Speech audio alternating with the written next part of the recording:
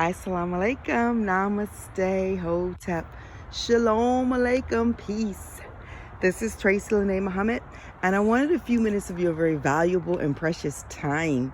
I had to come out of the house earlier this morning, and when I walked out, it was still dark. But look at my driveway. Look at all of the leaves on it. We had a storm last night. And when I walked out of the house, my first thought was, where is Toto? Because I must be in Kansas. It just felt so magical. And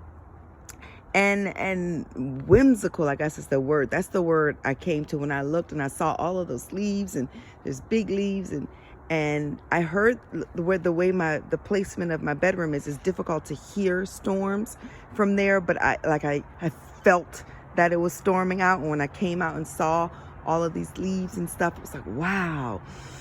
And I took a deep breath in and released out, and I really felt just wide open. So I came to tell you to go outside and take a deep breath in and out through your mouth and just feel wide open.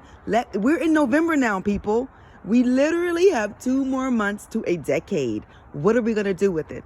Life is happening every second. So whatever it is that you feel you're stuck in, get the fuck out of it. Let it go. Let me tell you something. If you're stuck in a dead-end relationship, get out. Start planning your way out. Stop expecting people to change and to become people that you want them to be, and accept them for exactly who they are.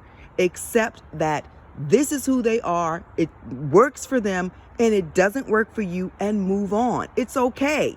It really is okay to move on. And I know when you get married, you took these vows, you said, forever and ever and ever, but things change. And sometimes it's not forever. Sometimes it was never forever, and you knew that, but you went into it anyway for whatever reasons. I think sometimes we get married because somebody proposes to us, and we have such low self-worth. We accept the first proposal that comes to us because we think nobody else is going to marry us. Let me just marry this person. I was reading an article yesterday. I spent an enormous amount of time on Facebook yesterday, and I know that I was bored because I just didn't want to face some realities of some things I really should have been doing, because I agree with the Most Honorable Elijah Muhammad. We allow the emotion or the feeling of boredom to come on us to self-sabotage, to keep us from doing things that are productive. So when you say, I'm bored, there's so much to do, being bored is not an option. Well, being bored is the option you choose because you don't want to do other things. So I knew that, and I decided that instead of being productive, I was going to scroll Facebook and read articles and see where the people's minds were, the kind of things that the reason why they made Facebook, to see what, we're thinking about. So I'm reading this article about a relationship. This woman has been with this man for 23 years, had children with him. He had a whole nother family. They weren't legally married. Now he has stage 4 lung cancer and says, I want to marry you. I don't want to die without being your husband. And she's all excited and happy. And the article, the woman who wrote the article, and me, and probably many others, is like, what the fuck? Now you want to marry her? You got stage 4 lung cancer, getting married in the hospital with tubes. And everybody's going, oh, he finally made her an honest woman. Excuse me. There's so much dysfunction in that. However, she just took that proposal because it was from somebody she'd been with for 23 years. But for all intents and purposes, the fact that he had 2 children by another woman, that he was in that woman's life claiming that there was no sexual activity. I don't believe that, but it's not, what I believe. If she buys it, okay. But him and the woman worked together. They, at times when they didn't have a car, the woman took him around. When the woman didn't have a car, it was, when I was reading it, I was like, wow, this is really somebody's life. And now he's marrying this woman that has the 3 children with him. The other woman probably didn't want to marry him because she's like, I don't want a sick ass man on my hands. Now he wants to get married. But I'm thinking, this woman has such low self-esteem that she is accepting this for her life because somewhere inside of her, she's so blocked that she thinks that getting married in these circumstances is somehow going to make, because she's Christian, going to make the God of her understanding go, okay, well, you finally got it right. Well, more power to her. And I do hope that she wakes up, and that I do hope that he heals from that dis-ease. And because I'm not looking for death for people, but I don't know his life. Maybe that's part of his path. But I was also looking, and I saw another article. It was mostly about infidelity, because most people live in their low desires. I'm a part of a group called the Marriage Club, and the question was asked, what's the most difficult thing about marriage? And the answers didn't surprise me. Most people said everything. People said infidelity. People said not having enough money, lying, communication. And I recognize in that most of us are getting married to children. Children lie, children sneak, children hide because they haven't grown up yet. So we're getting married to people who aren't spiritually advanced, and then expecting them to become spiritually advanced. And we're probably not as spiritually advanced when we get married, or else we wouldn't have chosen those partners. Am I saying that means that marriage doesn't work? Yeah, that's exactly what I'm saying. As it's set up, it's not working. I'm not making anything up. It's not working. And then I saw another thing on there about that Pastor Wilson that is sleeping with the congregation, and it was an old article, and one of the husbands to the women that he was sleeping with confronted him at a radio station, and they're cursing, and up on the wall it says Jesus saves. And I'm thinking, they're making a mockery out of a man who 2,000 years ago really came.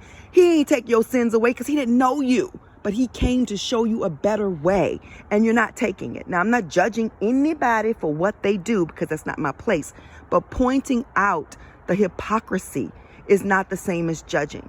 So I'm watching this, and I'm thinking this whole world is living in their lower desires for the most part.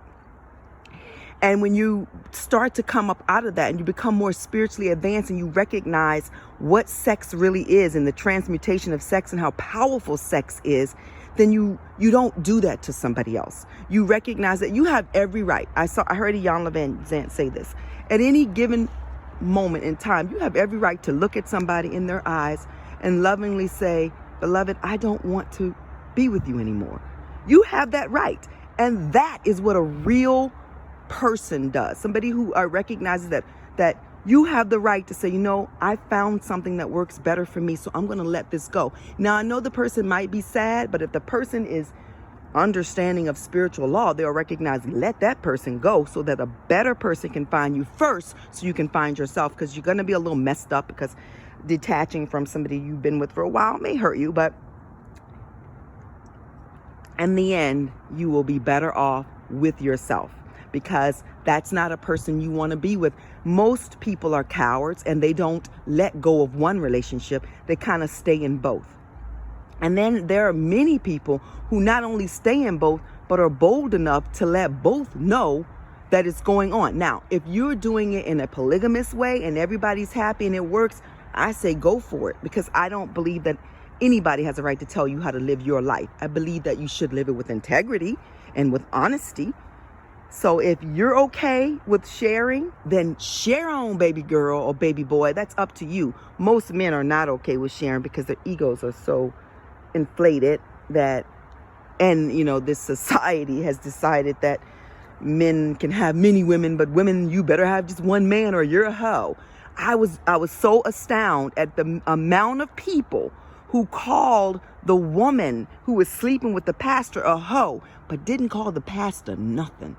I was like, wow, so she gets to be a hoe because she's married, but that pastor who's also married and knows she's married, he's just a pastor. It's really backwards, but I recognize that that's all by design and that you don't have to accept that.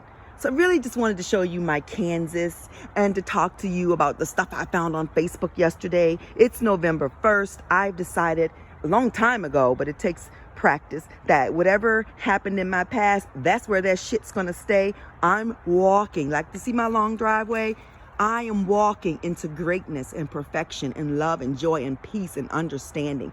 And anybody that doesn't want to walk with me, I'm good with that. I wish them so much, because I recognize now at 51 years old that this is my journey, and it's not going to always feel the same for other people as it feels for me. I recognize now that I am here for specific purposes. I am a soul having a human experience. I saw a lot on Facebook too, people saying, well, we're only human. You're only human. Oh, I am not human.